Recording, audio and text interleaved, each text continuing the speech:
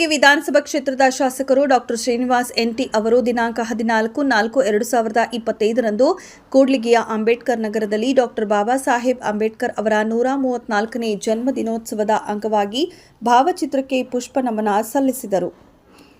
ನಂತರ ಬೆಳ್ಳಿ ರಥಕ್ಕೆ ಚಾಲನೆ ನೀಡಿ ಪಟ್ಟಣದ ಪ್ರಮುಖ ಬೀದಿಗಳಲ್ಲಿ ಮೆರವಣಿಗೆ ಮಾಡಲಾಯಿತು.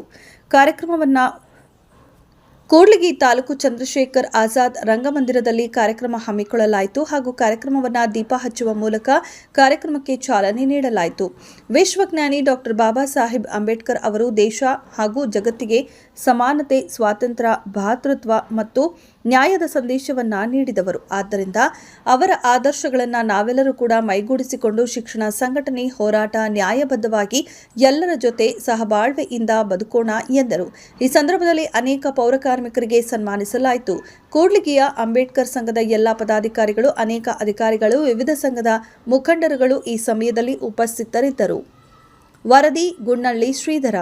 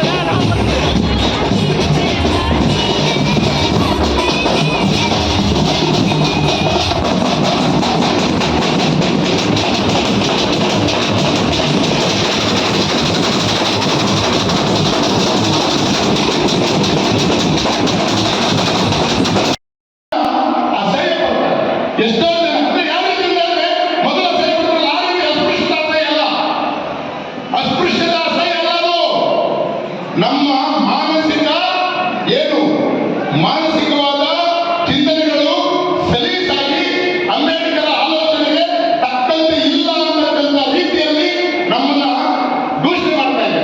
ಯಾಕೆಂತಂದ್ರೆ ನಾಗರಿಕರಾಗಿ ನಾವು ಸಂಘಟಿತರಾಗ್ತಾ ಇಲ್ಲ. ಸಂಘಟಿತರಾದ್ರೂ ಕೂಡ ಒಮ್ಮನಸ್ಸಿಲ್ಲ, ಒಗ್ಗಟ್ಟಿಲ್ಲ, ಒಂದು ಆಲೋಚನೆ ಇಲ್ಲ, ಒಬ್ಬ ನಾಯಕ ಇಲ್ಲ. ನಮಗೆ ಒಬ್ಬ ನಾಯಕನನ್ನು ಒಪ್ಪಿಕೊಳ್ಳುತ್ತಾ ಇಲ್ಲ.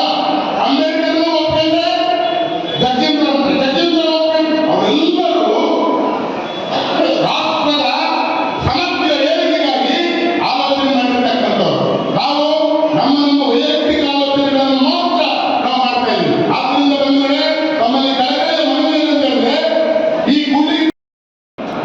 ಈ ಕಾರ್ಯಕ್ರಮದಲ್ಲಿ ಭಾಗದ ಜನಪ್ರಿಯ ಹಾಗೂ ಬಡವರ ಬಗ್ಗೆ ಅತ್ಯಂತ ಕಾಳಜಿ ಹೊಂದಿರುವಂಥ ಈ ಭಾಗದ ಶಾಸಕರಾದ ಡಾಕ್ಟರ್ ಶ್ರೀನಿವಾಸ ಅವರೇ, ಅಧಿಕಾರಿ ಆದ ನೇತ್ರಾವತಿ ರಾಜಶೇಖರ ಸಂವಿಧಾನ ಶಿಲ್ಪಿ, ಆಧುನಿಕ ಭಾರತದ ಸೃಷ್ಟಿಕರ್ತ, ಮಾನವ ಹಕ್ಕುಗಳ ಪ್ರತಿಪಾದಕ, ಶ್ರೇಷ್ಠ ಸಮಾಜ ಸುಧಾರಕ,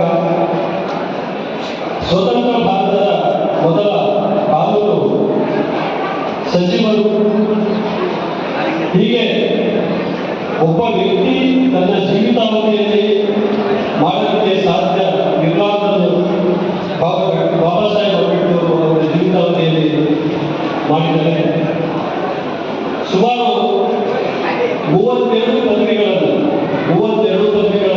ಅವರು ಪಡ್ಕೊಳ್ತಾರೆ. 64 ವಿಷಯಗಳಲ್ಲಿ ಅವರು ಪ್ರಾವೀಣ್ಯತೆಯನ್ನು ಹೊಂದಿದ್ದಾರೆ. ಸುಮಾರು 11 ಭಾಷೆಗಳಲ್ಲಿ ಅವರು ಮಾತನಾಡಬಹುದಾಗಿದ್ದಾರೆ.